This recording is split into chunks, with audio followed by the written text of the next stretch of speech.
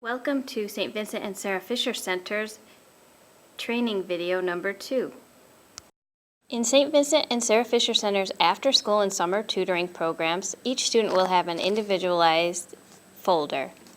In this folder, we'll have all their work and assessments that they are to complete. You will find the assessments are paper-clipped with a red note on them so that you can easily identify the assessments. This assessment is called the running record.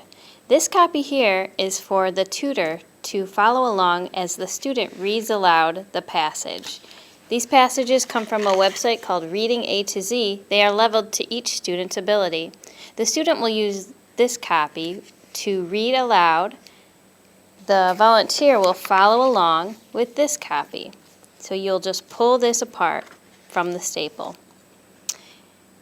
We only use the first 2 columns on these running records. We do not use these last 2 columns. I know it looks complicated, but I promise it's not. E is for error, SC is for self-correct. So if the student is reading the sentence to you and they have 0 errors, you would write a 0 here. This would be blank. If the student's reading along and they get 1 error, there would be a 1 here, and this would be blank, unless they go back and self-correct. For example, this says, "I wish we had a tirage map," Jada said. There would be 1 error for treasure, which I said as tirage. Wait a minute, the student might go back. That says treasure, I mean, not tirage. So then there would be 1 for self-correct, 1 for error, 1 for self-correct. They might make 2 errors. There would be 2 lines in the E column. They might only self-correct 1, so there would only be 1 line there. If they self-correct both, there would be 2 lines. Other than that, you do not have to do anything else to this form.